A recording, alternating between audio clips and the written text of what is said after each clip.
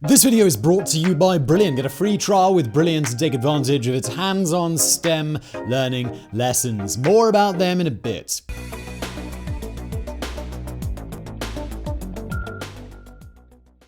He was the bisexual, androgynous alien rock god sent to Earth to save us all. At the moment Ziggy Stardust first appeared on British TV in 1971, the face of rock and roll changed forever.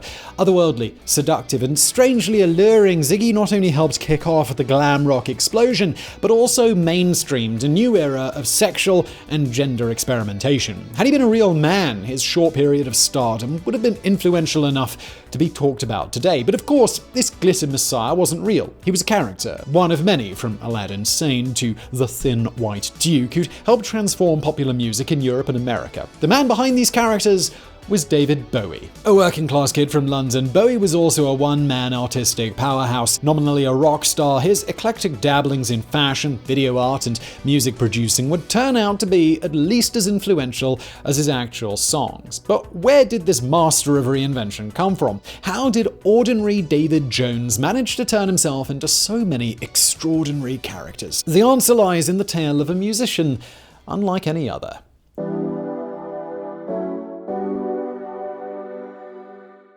If Peggy Jones had ever had any doubts about her son being different from the other boys, they were likely dispelled one day in 1950. Walking in, she found 3-year-old David by her open cosmetics bag, trying, without much success, to put on makeup. Disapproving, weary Peggy tried to explain that boys don't wear lipstick, but her son simply looked at her in confusion. "You do, mummy," he said. Born on the 8th of January 1947 in the working-class London district of Brixton, David Bowie's early life would turn out to be filled with these sorts of moments, little snapshots of the ever-changing, otherworldly singer that he'd one day become. There was the psychic midwife who, at his birth, declared, "This child has been on Earth before." There was the change of identity he underwent before he was even a year old, as the boy born David Robert Burns took his parents' new married name, becoming his longest-lived character, David Jones. There was the interest in women's clothing and fashion, the makeup he stole from Peggy. But most overwhelmingly of all, dictating every part of the boy's childhood,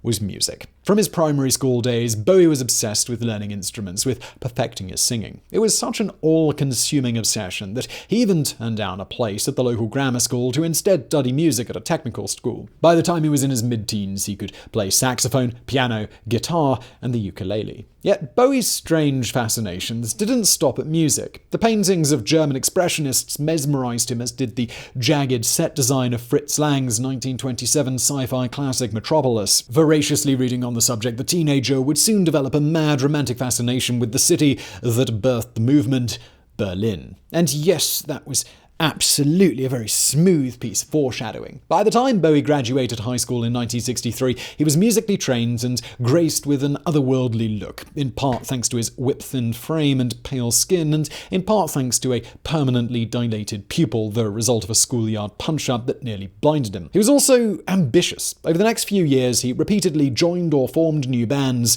leaping between styles and genres. The only problem was, that ambition was going nowhere. Across the 1960s, Bowie released multiple singles with multiple bands, all of which made even less impact than your younger cousin's funny dance TikTok videos. These failures were usually followed by Bowie immediately exiting the band, leaving behind unpaid debts and a whole lot of pissed-off people in his wake. Still, this era of failure was at least giving him time to experiment, time to try on new guises, new ways of looking and acting. Some of this was clearly personal, such as Bowie's increasing tendency towards dressing in feminine clothing, or his developing relationship with Buddhism, perhaps the major spiritual influence in his life. Some of it, on the other hand, was clearly just done for attention, such as when he went on the BBC's Tonight programme claiming to be president for the Society for the Prevention of Cruelty to Long-Haired Men, his first ever TV appearance. Finally, in 1965, he settled on the most lasting guise of all. That year, David Jones changed his stage name to David Bowie, after the Bowie hunting knife. At first, there were few signs this new persona would last. His 1967 debut album was an almost legendary flop, pulling in so few sales that Bowie briefly pivoted from music to studying mime.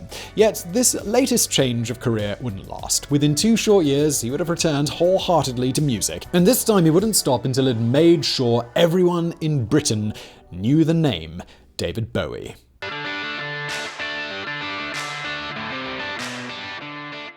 The turn of the decade saw Bowie refining his sound, sloughing off the folk-tinged stuff for something more rock-oriented. These were the Wilderness Years, an era in which sales were mostly low and critical attention mostly non-existent. But there were still signs here and there that things might change. The biggest was Space Oddity, a single that introduced music fans to the lonely astronaut Major Tom, and it became Bowie's first actual hit. Sadly, this failed to translate into sales for the accompanying album or its more rock-orientated follow-up, The Man Who Sold the World. But while it must have been frustrating putting out challenging work only to be met with a universal shrug, it was Bowie's personal life that was the biggest source of pain in these years. Between 1969 and 1970 came the 1-2 punch of his father's death and his half-brother Terry Burns being long-term committed to a psychiatric hospital. Mental ill health and addiction had always run in the family. His father had been an alcoholic, and now schizophrenia had caught up with his brother.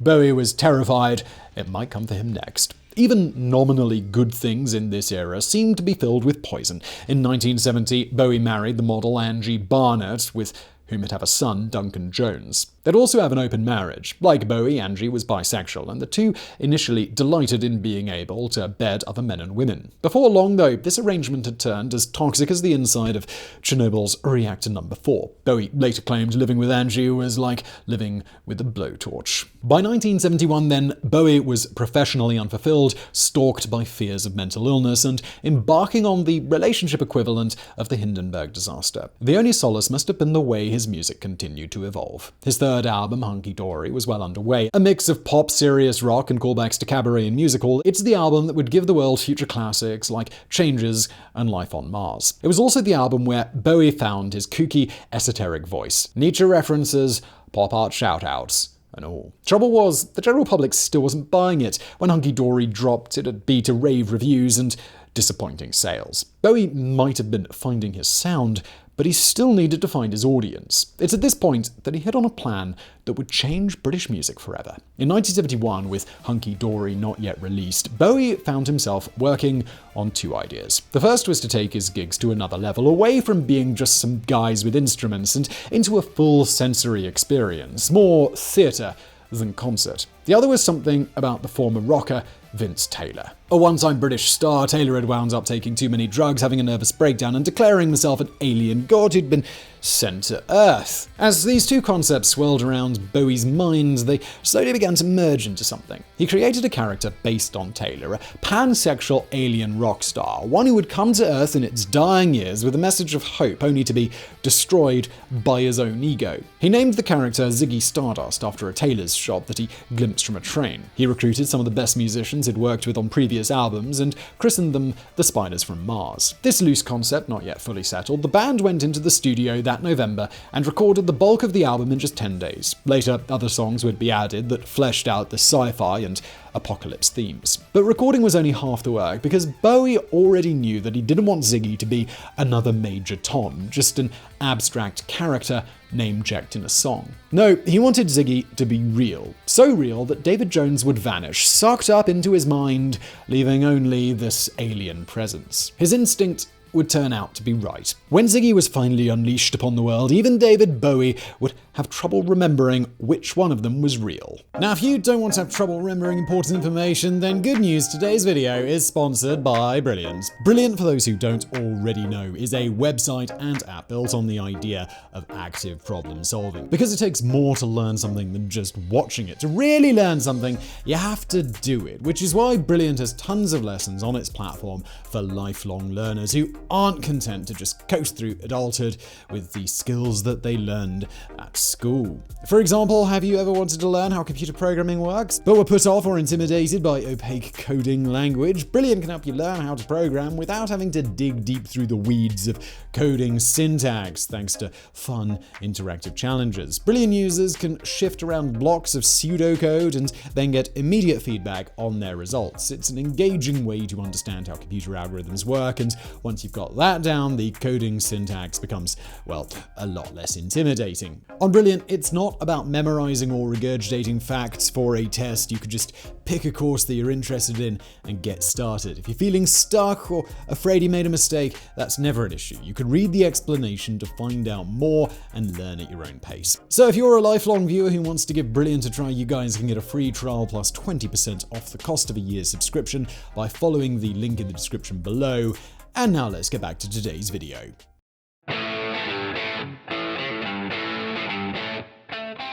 For a generation of British youth, one of their defining moments came on the 6th of July 1972. That evening, kids across the nation tuned in to Top of the Pops, not to see yet another band play yet another song, but rather a visitor from another world. In full colour, Bowie stood in the middle of the stage, his face white with makeup, dressed in a patterned gold, red, blue suit, somewhere between court jester and sexy cosmonaut, smiling and waving and looking so fine as he peered seductively at the camera. In the 4 or so minutes it took him to belt out Starman, a revolution was kick-started, one that would do for kids of the 1970s what the Beatles had done for their older siblings a decade earlier. Yet for Bowie, getting to this one fleeting moment had been anything but easy.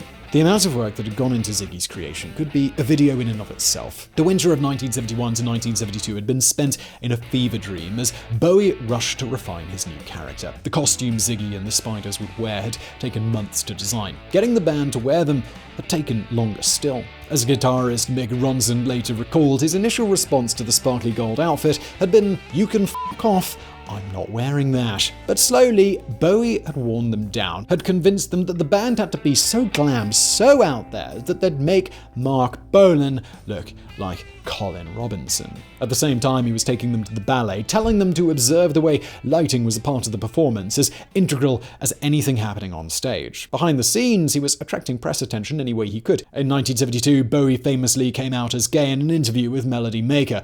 The Spiders' next gig was sold out. Today, obviously, there's something a little queasy about this. A non-gay man play-acting gay to increase ticket sales. More to the point, his coming out announcement really did help plenty of queer youth struggling to survive in a Britain where gay love had been decriminalised only 5 years earlier. At a gig on the 29th of January 1972, the Ziggy phenomenon finally came together. On stage, Bowie was becoming this alien, erotic dancing with male band members, seductively licking Mick Ronson's guitar. Freddie Mercury, himself just a couple of years away from stardom, was at that gig.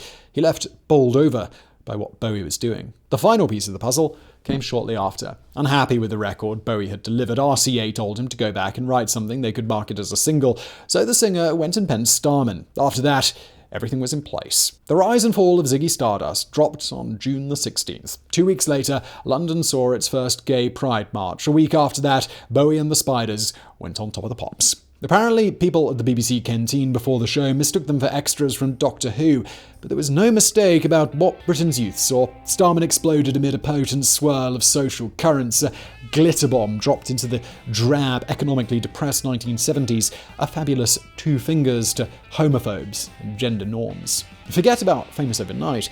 Bowie became a superstar in just 3 minutes and 50-something seconds. It's almost impossible to overstate the effect Ziggy had in Britain that year. Bowie Mania became the new Beatlemania, and album sales soared. On the streets, young, straight, working-class men were suddenly sporting glitter and makeup, and glam was exploding. In short, it was a phenomenon, one pre-fame Bowie could have only dreamed of. Yet within a year, it would all be over. Ziggy Stardust would be dead, killed by his creator.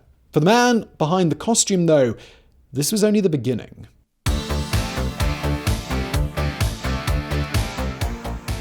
From our modern vantage point, killing Ziggy Stardust was probably Bowie's best career move, starting the cycle of reinvention that would power his greatest work. At the time, though, it could have been fatal. The news of Ziggy's 1973 demise spread like a shockwave through the music scene, especially when Bowie further declared, falsely it turned out, that he would no longer tour or play gigs. Only Bowie himself knew how necessary the change was. He knew how the sudden fame had gone to his head, blurring the lines between Ziggy Stardust and David Jones. He knew how, in a weird dark corner of his mind, he'd actually started to believe that he was a messiah. In this context, killing Ziggy Stardust was necessary for Bowie's mental health. Sadly, his next phase would tax his sanity even more. There are two ways of telling the story of David Bowie in the mid-1970s, following his move to Los Angeles. The first is to focus on his work, on this succession of albums from the iconic Aladdin Sane to the dark Orwell on acid vibe of Diamond Dogs. Certainly this is a story worth telling, how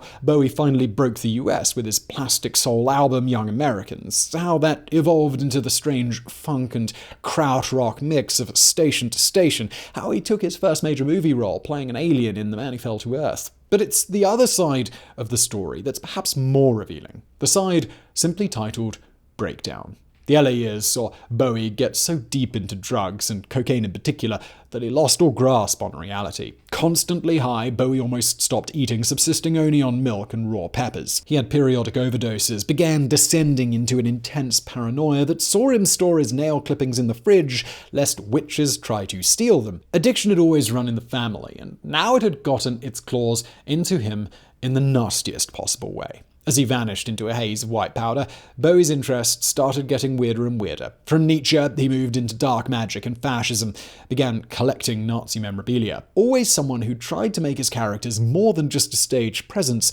he began to constantly act the part of his latest creation, the Thin White Duke. A louche far-right aristocrat who sang passionate love songs while feeling nothing, the Duke was even more alien than Ziggy. It was Reinhard Heydrich resurrected and repackaged for Watergate America. As with Ziggy, Bowie blurred the line between himself and the Duke, culminating in several wild interviews where he declared, "I believe very strongly in fascism, and I believe Britain could benefit from a fascist leader." Years later, when the drug abuse was finally behind him, Bowie would later offer heartfelt apologies for those statements. In 1976, though, at a time when the neo-Nazi National Front was marching across Britain, the damage was immense. Bowie's apparent pro-fascism was one of the key reasons Rock Against Racism was founded. As that summer gave way to fall, David Bowie was on a knife edge, his marriage failing so high he couldn't even remember recording Station to Station. He claimed later of his mental state, "It was like being in a car where the steering had gone out of control and you were going towards the edge of a cliff. Whatever you did with the wheel, it was inevitable that you were going to go over the edge. I had almost resigned myself to the fact that I was not going to be able to stop, and that would be it." Clearly, something needed to change if he wasn't going to wind up dead. A change of scene, a change of style. Anything that might save him. In the end, that anything would turn out to be getting out, leaving LA behind and turning instead to a city that had fascinated him ever since he was a teenager. David Bowie was moving to Berlin.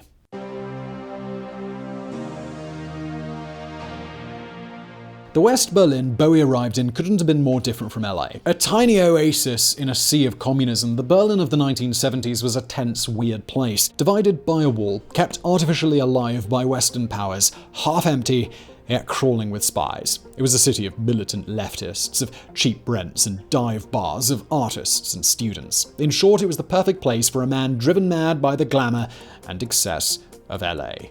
Well, eventually. When Bowie first arrived with his friend Iggy Pop in tow, he kept straight on with the bad habits. The two took astronomical amounts of drugs, hit the clubs, and generally acted like the rock stars that they were. In one legendary incident, a coked-up Bowie drove in circles around an underground car park at 70 miles an hour, screaming that he was going to end it all by crashing into a concrete pillar. Despite this false start, though, the city soon worked its magic. Part of the charm was that those living in Berlin couldn't give a shit about David Bowie. He could walk the streets effectively unrecognized, just another face in the crowd. He began dressing down, reveling in his anonymity. He kicked the coke, began exploring his new home. Long bike rides, going nowhere in particular, enjoying the freedom, the lack of urgency. It wasn't long before this transformation started showing up in his work. In Berlin, Bowie reconnected with his love of expressionism, started painting his own canvases. Now he told his producer that he wanted to do something similar with music.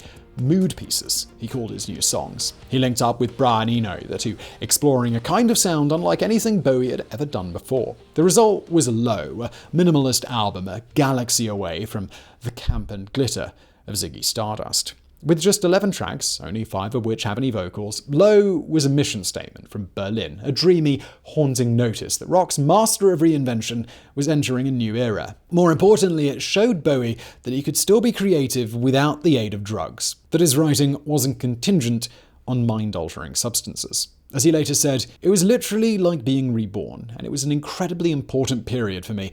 I did see light at the end of the tunnel, and it wasn't a train." Today, Low is considered a masterpiece, but in 1977 the public wasn't so sure.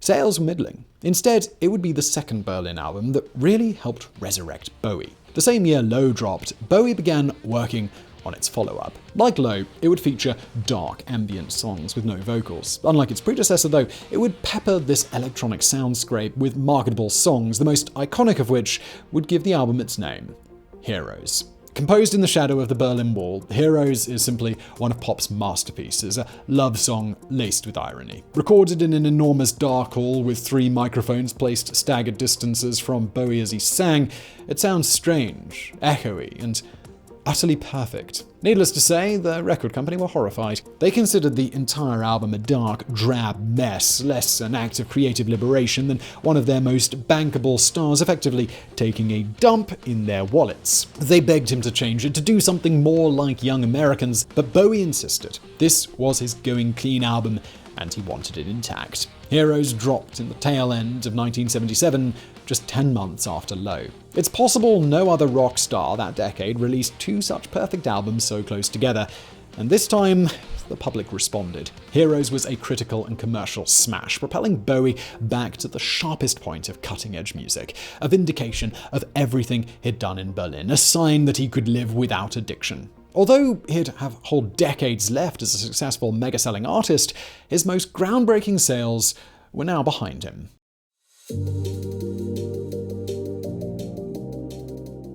So here we are, the final chapter in this video with nearly 4 decades of Bowie's life still to cover.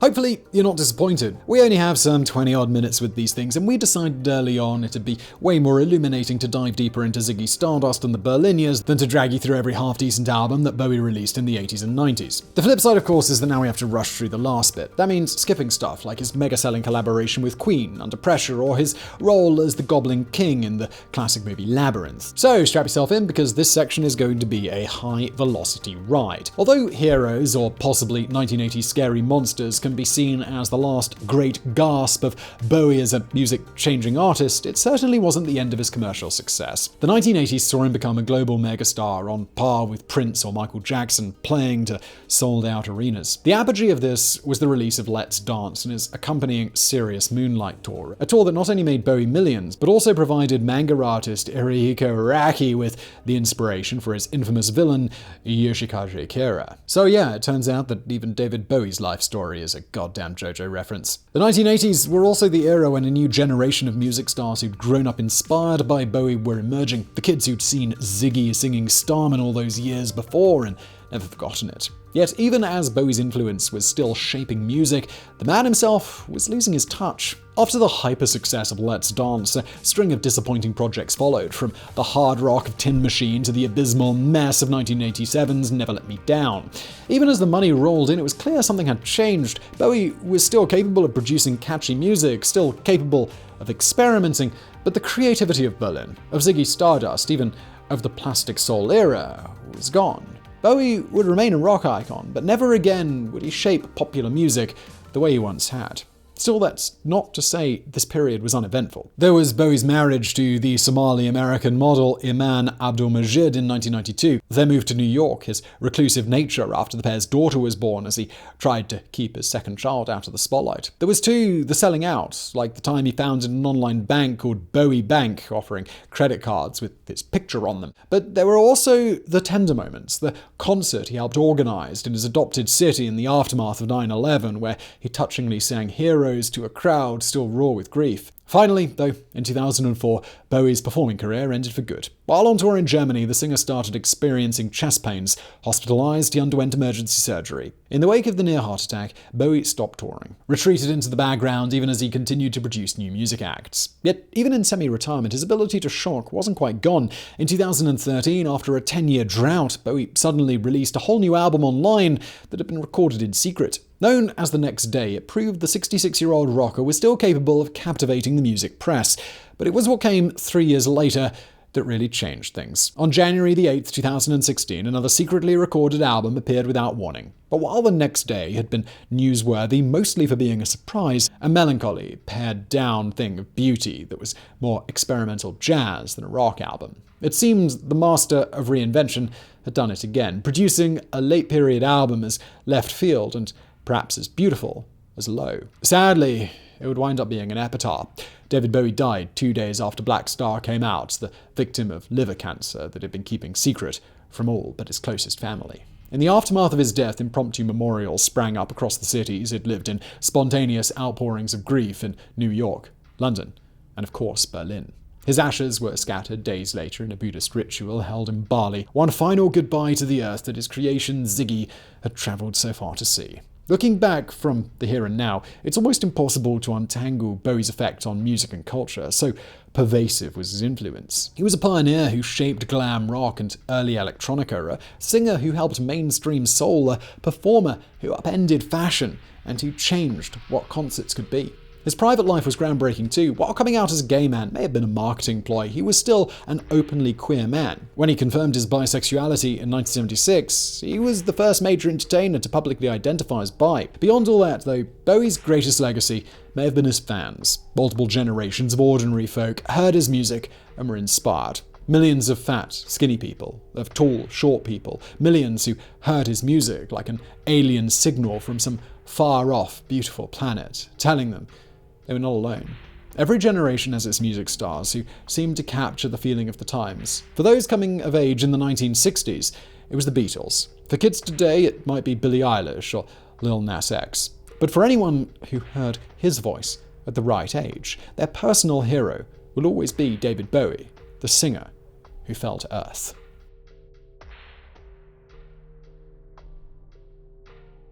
So I really hope you found that video interesting. If you did, please do hit that thumbs up button below. Don't forget to subscribe. And thank you for watching.